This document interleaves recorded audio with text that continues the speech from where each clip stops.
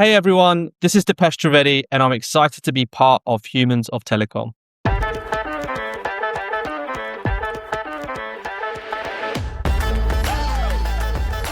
Hey everyone, a very warm welcome to Humans of Telecom, the Unplugged podcast. This is your host Anurag Agarwal.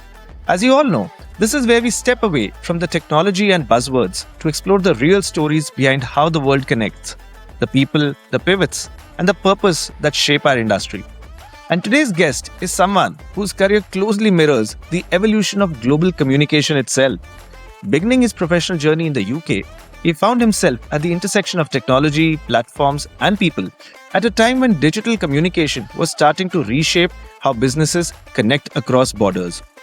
His path took him into the heart of some of the world's most influential platforms, working across Facebook and WhatsApp, where he gained a front row view into how messaging at massive scale can enable accessibility, opportunity, and real human connection. Those experiences shaped a clear belief that communication technology isn't just about infrastructure, but about impact. In fact, during our conversation in Singapore, he casually mentioned the word Mark, who he's worked with, and only later did it sink in that he was often referring to that Mark Zuckerberg. No fuss, no flex, just another example of his grounded approach. Today, we'll be unpacking that journey, the lessons from big platforms, and his vision for the future of business messaging. So without further ado, please join me in welcoming Deepesh Trivedi, CEO of UIB.ai. Deepesh, welcome to the show. Thank you so much for agreeing to be a part of this journey. We'd love to hear more about you. Which part of the world do you belong to? And from where are you joining this podcast today? Yeah, well, firstly, thanks for having me on the show. I really appreciate it. You know, I'm originally from the UK. You can probably tell by my accent. I grew up in a small town in North London. So the town itself is called Watford. If you watch English football, you may have heard of Watford. You know, they've been in and out of the Premiership over the past sort of 10 to 20 years or so. But if you don't watch it, then the chances that you've heard of it are fairly slim. However, I'm actually calling from Singapore. So this has been home for, the most part over the past sort of 15 years. I was very lucky to have the opportunity to move here with my previous employer, and I'm still here. Wonderful, Deepesh. It's lovely to have you on the show. I do have some fond memories of Watford. If I remember, I went for the Harry Potter tour in that Watford, and that's from where I know about the place. So it's good to see that you come from a part of UK, which has been very close to my heart for some reasons. Yeah, if you watch English football or are a fan of Harry Potter, you would have heard of Watford. Good to know. Wonderful. And now, Deepesh, let's start talking about your journey. So, while we understand now you're the CEO at UIB, but how's your journey been? You started off in the UK. I did mention briefly about some of the most fascinating companies that you worked for. So, how's that experience been for you? Did you stumble into this world? Was it planned? And how's the journey been so far? Yeah, it's an interesting question.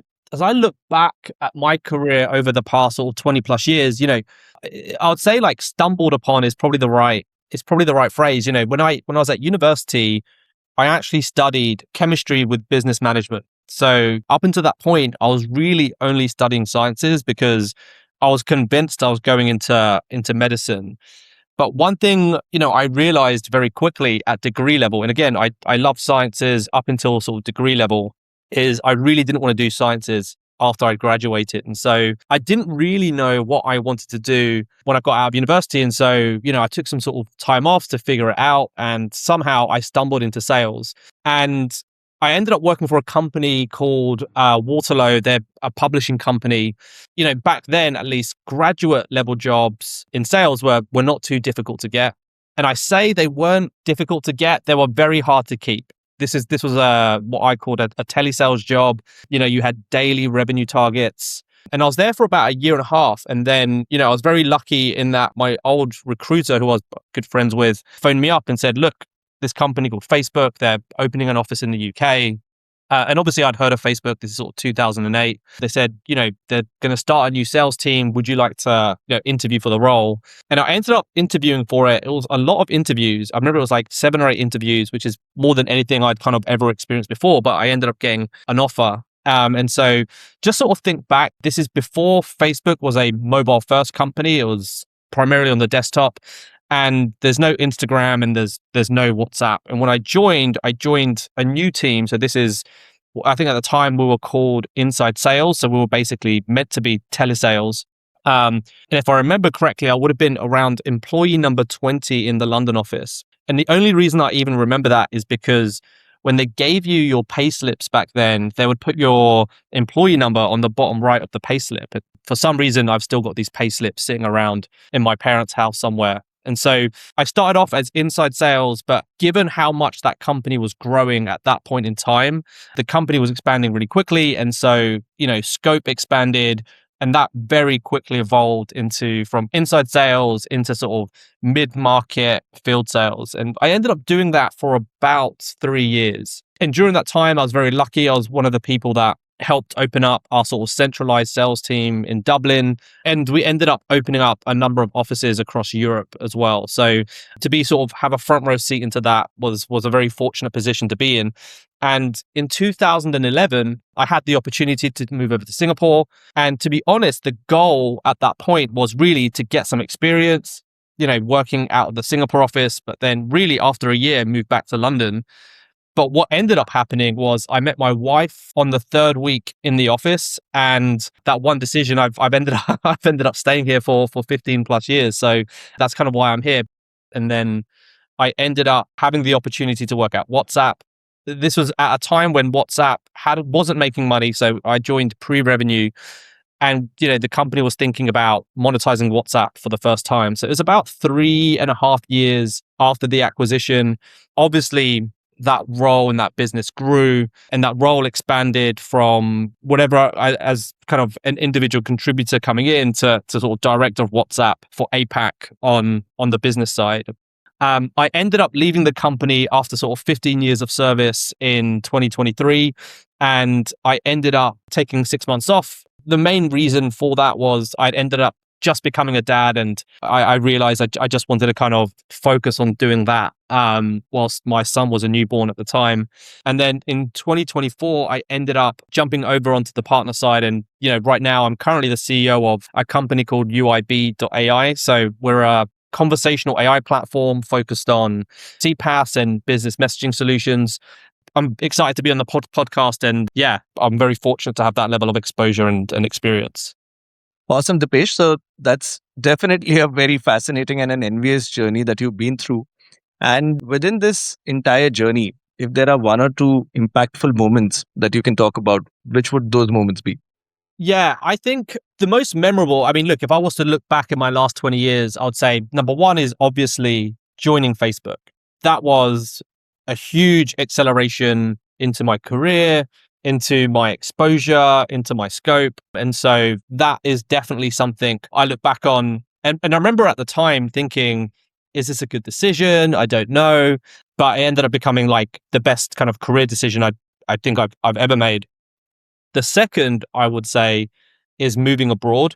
So Facebook, when I joined, was a fairly small place, but it was growing very, very quickly. Like I remember when we opened up the Dublin office and we were like hiring more and more people. The New York office was hiring more and more salespeople. So was HQ. And at that time, it was in Palo Alto. And I even remember when we opened up the office over in Austin, where they hired a centralized sales team. And all these moments, I would have had the opportunity to apply for those roles and try and get a transfer abroad. And I ended up waiting 3 years, and I ended up coming to Singapore, which ultimately was the right decision because that's where I met my wife. But if I was to think about an impactful moment, is definitely moving abroad. Initially when I moved to Singapore, because obviously it changed not just me personally, but also professionally. Personally, because this is where I met my wife, but also when I moved to Tokyo, like that was a huge difference in culture. They didn't speak any English when I was there. And so that was, again, a very rich experience. It's kind of funny because when I think about these experiences, in the moment, you don't realize that this is a very memorable experience, or you don't realize it's very impactful to your career. You just think same as everybody else. You're just trying to get by sort of day to day. But it's in hindsight, you realize, wow, that was a really big moment in my career journey. And so hopefully, joining UIB as a CEO is another impactful career, which I'm sure it is, but it's hard to know in the moment. Absolutely.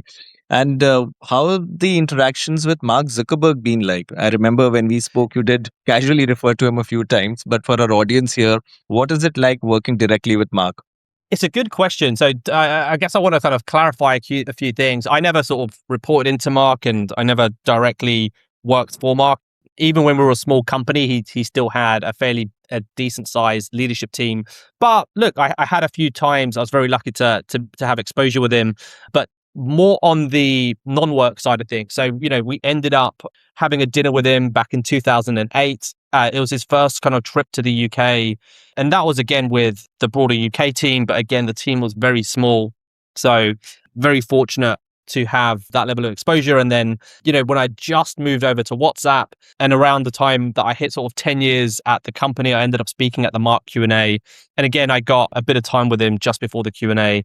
So I felt very fortunate to sort of speak to him and get some time with him. But yeah, I mean, every time I've met him, I'd say very normal guy. I mean, it's funny how when I see and read him in the press, I feel like it's very different to at least the guy I met in 2008 and 2018. Interesting. And now, Deepesh, we'll stop talking about Meta and UIB and we'll focus on Deepesh, the human. So, Deepesh, firstly, is there something shocking, surprising, or unknown about you that you can share with us on the podcast today? I wouldn't say it's shocking. I'd say for people I've worked with or people that don't know me pre 2006, I was in a band many, many moons ago now, maybe when I was like 16, 17 or something. And we were a pretty, at least, again, I listened to the songs not that long ago and I was like, we're still a pretty good band, but we just never quite made it. So I've been playing guitar since I was 8, and I've been trying to play piano very poorly from a much later age. But from a personal level, yeah, I'm like a big avid music fan. And yeah, I was in a band. We really tried to make it. And so if you dig deep enough on the internet, you will find videos and some songs when we were growing as a band in those very early days. There was no, internet wasn't as mainstream. Around the time that we broke up, you had MySpace, but that was like, again, very new at the time. So no Spotify or music streaming platforms. It was all very, very manual back then. But yeah, it's a fun story. Interesting. So, you're not the first one. We've had other guests also on the show who are big shots in the corporate world, but have had their fair share of experience of being a part of a band. So, I guess you joined the club as well now. All right. And beyond music, what else recharges Deepesh? What are your passions and hobbies like? It's funny. So look, I play a lot of football. And if you were to ask me when I was living in the UK, like how I recharge, like obviously seeing friends is definitely one of them. And, kind of going down to the pub, maybe watching some football games. That's kind of my memory of most weekends kind of growing up in the UK. But a couple of things have changed recently. I suppose the first is those really close friends that I've got still live in the UK. And so, it's very different when you kind of live abroad. But also, I don't really enjoy drinking as much these days either. So now it's spending time with family. So look, I've got a son, he's almost 3. So I love kind of taking him to football on Sundays and like sometimes I'll let him watch some Liverpool games. And then the second is just exercise. I do when I've got a lot on my mind and I just need to recharge, I might go for a short sort of 5 to 7K run around Singapore, and it typically gives me a lot of clarity. But that's as a guy who's getting a bit older, that's typically how I spend my free time. Interesting, Dipesh. And now we play a very interesting part of the conversation. So, 2 truths and a lie. You need to share 3 interesting statements with us about yourself, and they could be any incident or fact about your life. 2 of them have to be true, one of them has to be a lie, and I'm the one who'll try and guess which one it is. So, do you have 3 such statements for us today? I do, yeah. I mean, this is not the first time I played this game. So, statement 1. So, when I was in a band, we played at the same concert venue as Coldplay. Okay. Okay. So, statement number 2. I played for the Watford under-16s football team when I was growing up in the UK. Okay. And statement number 3, I had dinner at Sheryl Sandberg's house back in 2009. And if you don't know who Sheryl Sandberg is, she was the old COO of Facebook during my tenure there. All right, three extremely interesting statements, Deepesh. And I think I have a strong feeling that all three are true. So, yes, Sheryl Sandberg, a very, very famous personality of Facebook and Meta. So, yes, I'm hoping a lot of us who are listening to this show do know about her. I'd like to believe that, yes, you have had dinner at a place at the UK. Uh, Playing in the Watford under 16, given your passion for football, I'd like to believe that that's also true. Ideally, I'd like to believe that you have played at the same venue as Coldplay. But just for the sake of this question, I'm going to say that that's a lie, that's a fiction, and the other two, the second and third, are true. So, am I right out here? You're not right. So I'll walk you through it. So when I was in a band, we played at a venue called the Bull and Gate in London, and at least this is how it used to be. Whenever you were playing the London circuit, Bull and Gate would be one of the venues you'd play at, and it was one of the venues that Coldplay also played at prior to them getting signed. So we played at the same venue. I would love to have played for Watford under 16s football team when I was growing up in the UK, but I didn't. I was never good enough.